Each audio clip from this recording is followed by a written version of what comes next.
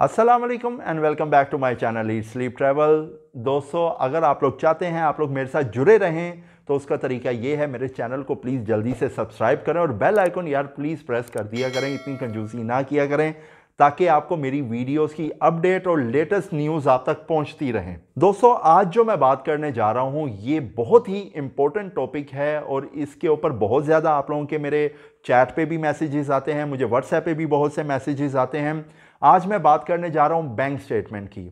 चाहे आप अमेरिका का वीज़ा अप्लाई करें, यूके का अप्लाई करें, आप कनाडा का अप्लाई करें, ऑस्ट्रेलिया का करें, न्यूजीलैंड का करें, कहीं का भी आपने वीज़ा अप्लाई करना है उसके लिए बैंक स्टेटमेंट चाहिए।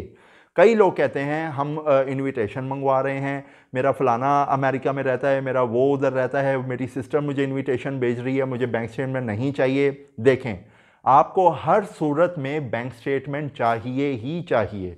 और दूसरा सवाल इसके ऊपर ये आ जाता है कि सर मैं अकाउंट में कितने पैसे डाल लूँ, इंटरव्यू से एक हफ़्ता पहले डाल लूँ, इंटरव्यू से 2 महीने पहले डाल लूँ। ऐसा नहीं होता। जो बेसिक और सिंपल कैलकुलेशन मैं अगर आपको बताऊँ, अगर आप सैलरी बेस्ड हैं तो आपकी 10% ऑफ सैलरी कम से कम सेव होनी चाहिए आपके अकाउंट में। और जो कैलकुलेशन है एक ईयर के बाद अगर हम देखें तो आपके अकाउंट में 5 से 10 हज़ार डॉलर होना चाहिए।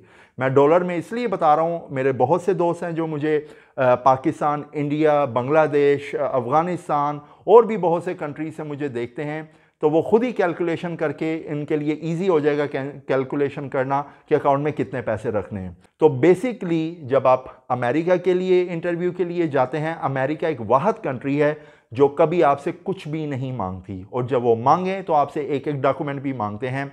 तो वो once in a blue moon ऐसा होता है। मैंने एक ऐसे आदमी को भी देखा है जिसके पास ना बैंक स्टेटमेंट थी, ना कोई स्ट्रॉन्ग उसका बिजनेस था, लेकिन उसको अमेरिका का वीज़ा मिल गया। एक ऐसे आदमी को भी मैंने देखा है जिसके अकाउंट में 10 करोड़ रुपया था और उसको अमेरिका ने वीज़ा नहीं दिया। तो ये हर बार ऐसा नहीं होता। आपने जब भी जाना है अपनी तैयारी के साथ जाना है। अगर आप सैलरी बेस्ड हैं, आपकी जो सैलरी है कम से कम 1500 हज़ार डॉलर होनी चाहिए। इसको आप कैलकुलेट करें तो जो आपकी अपनी कंट्रीज़ की करेंसी बनती है आपको उससे आइडिया हो जाएगा। तो तरीका ये होता है कि आपने अपने पैसे को अकाउंट में फ्रीज़ नहीं करना, होल्ड नहीं करना, उसकी सर्कुलेशन रखनी है। अगर आप सैलरी बेस हैं तो सबसे ज़बरदस्त तरीका है आपकी सैलरी आपके अकाउंट में आए। चाहे वो अगर मैं पाकिस्तानी करेंसी की बात करूं, लाख रुपया है, 1.5 लाख है, डजेंट मैटर, लेकिन आपके अकाउंट में जो आपकी सैलरी आती है दैट्स ऑथेंटिक और बहुत स्ट्रॉन्ग एक प्रूफ बन जाता है। आप किसी भी कंट्री का वीज़ा अप्लाई मिनटों में कर सकते हैं और उसमें बहुत से चांसेस होते हैं आपकी सैलरी अगर कम भी है आपको वीज़ाज मिल जाते हैं, चाहे वो यूके हो, चाहे अमेरिका हो, चाहे कनाडा हो, चाहे ऑस्ट्रेलिया हो, कोई भी कंट्री हो। कुछ परसेंट ऑफ अमाउंट, जैसे मैंने आपको बताया, एटलीस्ट 10% ऑफ अमाउंट आपके अकाउंट से क्विट नहीं होनी चाहिए। फॉर एग्जाम्पल हम ले लेते हैं, अगर आपको 10,000 रुपया सैलरी मिल रही है, ये मैं एग्जाम्पल के तौर पे बता रहा हूँ, अभी इसके ऊपर भी बड़े लोग बोले थे, आपने बोला था कि 10,000 रुपये वीज़ा मिलता है, नहीं ऐसा नहीं है। For example you are having a 10,000 rupees Pakistani currency, कोई भी करेंसी की बात कर लें, आपकी सैलरी है तो 1,000 रुपीज़ एटलीस्ट आपके अकाउंट से नहीं निकलना चाहिए उस सैलरी में से। बाकी अगर आप ऐसे भी करते हैं, आपकी अकाउंट में सैलरी आई है, आप उसको नहीं छेड़ रहे, दैट्स लुक फेक। उसको फेक नहीं दिखाना, उसको ऑथेंटिक दिखाना है, स्ट्रॉन्ग दिखाना है कि ये मेरी सैलरी है, ये मेरे एक्सपेंस है, ये निकला, ये निकला, ये मेरी सेविंग है, साल में मैंने इतने पैसे जोड़े, जो कि कम से कम, दोस्तों सिंपल सी मैं आपसे बात करूं, कम से कम 5,000 डॉलर तो होना ही चाहिए, जो कि उनके लिए कुछ भी नहीं है। मैं मानता हूं इस चीज़ को। हमारी जो कंट्रीज़ हैं, इंडिया, पाकिस्तान, बांग्लादेश, श्रीलंका, हमारे लिए नेपाल हो गया, हमारे लिए 5,000 डॉलर बहुत ज़्यादा है, but for them it's nothing. बहुत से लोगों की मंथली सैलरीज अमेरिका में 5,000 डॉलर होती हैं। तो इतने आपके अकाउंट में होने चाहिए।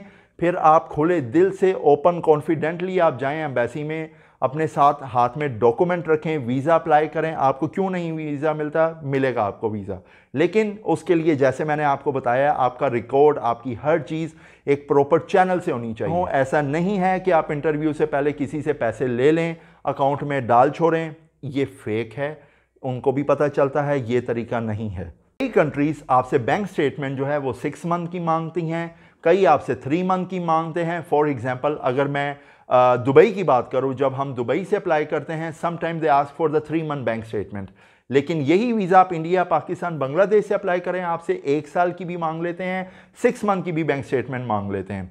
तो आपने कोशिश ये करनी है कम से कम, इसके ऊपर मैंने एक प्रॉपर पहले भी वीडियो बनाई थी, अपने आप पे 1 साल प्रॉपर वर्क करें, आपका वीज़ा लगेगा। लेकिन लोग ऐसा नहीं करते, स्टिल वो गलत हाथों में जा रहे हैं, एजेंट्स को पैसे पकड़ाई जाते हैं, फिर बाद में उनके मुझे मैसेजेस आते हैं जी मेरे साथ ये हो गया, वहाँ पैसे वेस्ट हो गए।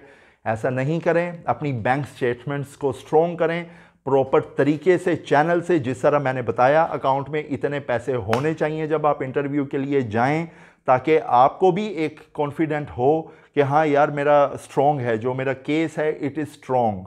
तो आप वीज़ा अप्लाई करें और आपको इंशाल्लाह वीज़ा मिलेगा। तो थैंक यू दोस्तों सो मच मुझे वॉच करने के लिए, मेरी वीडियोस देखने के लिए। मुझे इंस्टाग्राम और टिकटॉक पे भी फॉलो करें, उसमें मैं डेली कोई ना कोई स्टोरीज़ और इन्फॉर्मेटिव वीडियोस अपलोड करता रहता हूं जो आपको हेल्प आउट करें। तो इंशाल्लाह हम लोग दोबारा मिलेंगे नई वीडियो नए टॉपिक में, तब तक के लिए इजाज़त दीजिए। अल्लाह हाफिज़।